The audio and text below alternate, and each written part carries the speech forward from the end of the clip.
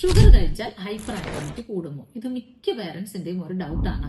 യഥാർത്ഥത്തിൽ ഷുഗർ കഴിക്കുകയാണെങ്കിൽ hyper activity കൂടും എന്ന തരത്തിലുള്ള ശാസ്ത്രീയമായ തെളിവുകളൊന്നും നമുക്ക് ലഭിച്ചിട്ടില്ല. പിന്നെ എന്തുകൊണ്ടാണ് ഈ ഒരു ഡൗട്ട് വരാനുള്ള കാരണം എന്ന് ചോദിച്ചു കഴിഞ്ഞാല് റാപ്പിഡായിട്ട് ഷുഗർ ഇൻടേക്ക് ഉണ്ടാകുമ്പോൾ നമ്മുടെ ബ്ലഡിലുള്ള ഷുഗറിന്റെ അളവ് കൂടുന്നു. ഇതിന്റെ ഫലമായിട്ട് ഒരു ടെമ്പററി എനർജി സ്പൈക്ക് ഉണ്ടാകുന്നു, അല്ലെങ്കിൽ എനർജി ബൂസ്റ്റ് ഉണ്ടാകുന്നു. ഈ സമയത്ത് കുട്ടികൾ വളരെ എക്സൈറ്റഡ് ആയിട്ടും എനർജറ്റിക് ആയിട്ടും ആക്റ്റീവായിട്ടും ഒക്കെ കാണിക്കുന്നുണ്ടാവും. ഇത് കാണുമ്പോൾ നമ്മൾ വിചാരിക്കും അവരുടെ ഒരു ഹൈപ്പർ ആക്റ്റീവ്നെസ് കൂടിയെന്ന്. മാത്രമല്ല, ഇതൊരു ടെമ്പററി സിറ്റുവേഷൻ ആണ് ഈ എനർജി ബൂസ്റ്റ്. അതുകൊണ്ട് തന്നെ ഈ എനർജി ബൂസ്റ്റ് ചേഞ്ച് ചെയ്യുമ്പോഴത്തേക്ക് കുട്ടികൾ വളരെ പെട്ടെന്ന് തന്നെ ഇറിറ്റബിൾ ആവുക, അറ്റൻഷൻ കോൺസെൻട്രേഷൻ കുറയുക, ഫറ്റീഗ് ഉണ്ടാകുക, ഇങ്ങനെയുള്ള സാഹചര്യങ്ങൾ കാണും.